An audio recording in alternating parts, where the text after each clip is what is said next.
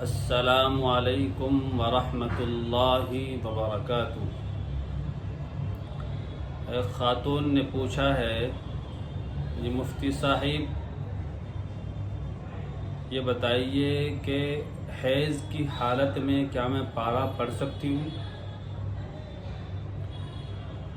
تو اس کا جواب یہ ہے، خاتون کو ہم جواب دارالفتہ جنتی مسجد گوکل پوری سے دیتے ہیں کہ سوال یہ نہیں ہونا چاہیے کہ ہم حیض کی حالت میں پارہ پڑھ سکتے ہیں نہیں، سوال یہ ہونا چاہیے تھا کہ میں حیض کی حالت میں قرآن کریم کی تلاوت کر سکتی ہوں یا نہیں کر سکتی، یا کن چیزوں کی کر سکتی ہوں کن کی نہیں کر سکتی۔ اس کے بارے میں ہماری مستقل ویڈیو چینل پر موجود ہے، آپ وہاں دیکھ سکتے ہیں، لیکن پھر بھی پوچھا ہے، آیا ہے سوال، تو اس کا جواب یہ ہے کہ حیض کی حالت میں قرآن کریم کو نہیں پڑھا جا سکتا، پارے کی تلاوت نہیں ہو سکتی، اسی طرح نماز نہیں پڑھی جا سکتی۔ لیکن اگر کوئی پڑھانے والی معلمہ ہے، وہ لیڈیز پڑھاتی ہے بچوں کو، اور اس کے زمانے میں حیض آ جاتا ہے، تو وہ حروف کو کاٹ کر پڑھا سکتی ہے، جیسے الحمدللہ رب العالمین ہے، وہ بچوں کو یوں پڑھا سکتی ہے الحمد، الگ الگ حروف کاٹ کر، تاکہ قرآن کریم وہ ایسا نہ لگے کہ قرآن کریم کہ وہ پڑھا جا رہا ہے، کیونکہ اس صورت میں، حائضہ ہونے کی صورت میں غسل جنابت جسے لاحق ہو، جسے ضرورت ہو غسل کی، وہ شخص قرآن کریم کی تلاوت نہیں کر سکتا، نہیں پڑھ سکتا۔ ایک صاحب پوچھتے ہیں کہ جی مفتی صاحب، ایک مرغا ہے اور اس کا رنگ بھی کالا ہے، اس کا خون بھی کالا ہے، تو اس کا کھانا اس کو ذبح کر کے کھا سکتے یا نہیں کھا سکتے؟ یہ ہمارے باغپت سے مولانا صاحب معلوم کرتے ہیں۔ تو بھائی جان، میں آپ کو اس بارے میں بتانا چاہتا ہوں کہ اگر وہ مرغا شکل و صورت میں مرغا اور مرغوں کی طرح ہے، اور اس کا کھانا بھی وہی ہے، وہ چونچ سے اٹھا کر دانے کو کھاتا ہے، اور جس طرح دیگر شتر مرغ ہے یا دیگر مرغیاں ہے، اگر وہ کھانا بھی اسی طرح کھاتا ہے، شکل و صورت میں بھی اسی جیسا ہے، تو پھر تو بالکل اسے کھا سکتے ہیں، کوئی مسئلہ ہی نہیں۔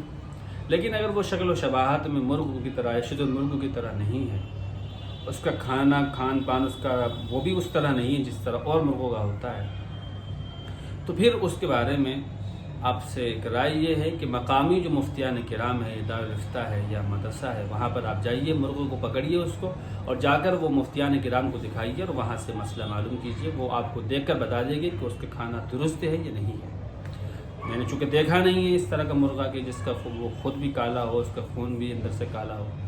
ہاں، مجھے البتہ ایک لطیفہ یاد ضرور آیا کہ ہمارے ایک عزیز ہے، متعلق ہے، اور میں نے دیکھا بھی تھا ایک جگہ پر، اس نے مجھے دکھایا کہ چائے پیش کی گئی ان کو، یہ ہم بھی ان سے کہہ دیتے کہ بھائی چائے پی لو، تو وہ کہتے ہیں نہیں، چائے پینے سے رنگ کالا ہو جاتا ہے، وہ حالانکہ وہ خود کالے ہیں اور کہتے ہیں کہ چائے پینے سے رنگ کالا ہو جاتا ہے۔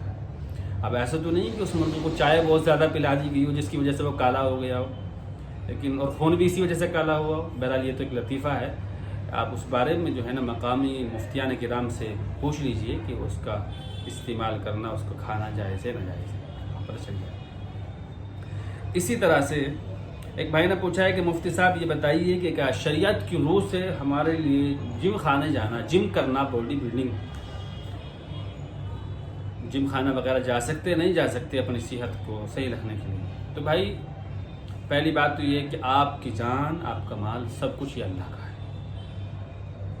اللہ ایک روایت میں ہے کہ 5 چیزوں سے پہلے غنیمت جانو، ان میں سے یہ بھی ہے کہ اغتنم صحتک قبل سقمک، کہ اپنی جوانی کو، اپنی صحت کو اپنے بڑھاپے سے پہلے، اپنی بیماری سے پہلے غنیمت جانو۔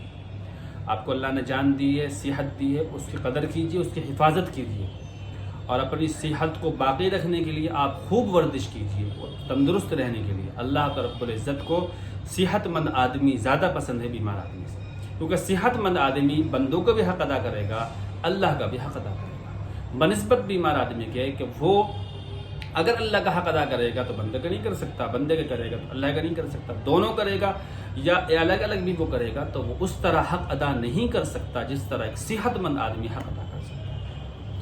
پیغمبر کے فرامین میں بہت سے فرامین اور بہت سے فرمودات آپ کے ہے کہ صحت مند آدمی، صحت کی کتنی قدر، کتنی بڑی نعمت ہے اللہ کی طرف سے۔ اللہ مجھے اور آپ کو تمام کو صحت عطا فرمائے۔ جہاں تک تعلق جم خانے جانے کا ہے، تو چونکہ جم میں گانے بجتے ہیں، اسی طرح سے خرافات ہوتے ہیں، ڈانس ہو، وہ تمام چیزیں ہوتی ہے. میں تو گیا نہیں ہوں، آپ کو معلوم ہوگا. تو اگر جم خانے میں گانے بجتے ہیں، میوزک چلتا ہے، تو پھر وہاں جانے سے بچا جائے، احتراز کیا جائے، وہاں نہ جایا جائے. لیکن اگر ایسا جم کھانا ہے کہ وہاں پر لیڈیز بھی نہیں آتی، مستورات بھی نہیں آتی، وہاں پر بے پردگی نہیں ہے وہاں پر، اسی طرح سے کہ وہاں پر گانے بھی نہیں بجتے، میوزک بھی نہیں بجتا، تو پھر آپ وہاں جا سکتے، کر سکتے. اور ایک خاص بات یہ تو ہو سکتا ہے کہ وہاں لیڈیز نہ جائے، یہ بھی ہو سکتا ہے کہ وہاں پر میوزک کا انتظام ہو. آج جو بیماری پھیل چکی جسے ہم گناہ ہی نہیں سمجھتے وہ یہ ہے سطر کا کھلنا. اب لوگ جم کرتے ہیں تو انڈر ویئر میں، گارمنٹ انڈر ویئر اور کیپری پہن کر جم کرتے ہیں. سطر کا چھپانا فرض ہے اور اس کا کھولنا حرام ہے، دکھانا حرام ہے. اس سے بھی بچیں. آپ اگر جم کر رہے ہیں وہاں پر ان چیزوں کا خیال رکھیں کہ وہاں پر میوزک کا نظم نہ ہو، میوزک وہاں نہ چلتا ہو، گانے وہاں نہ بجتے ہو، مستورات وہاں نہ آتی ہو. اور آپ کا جسم یہ اللہ کی امانت ہے.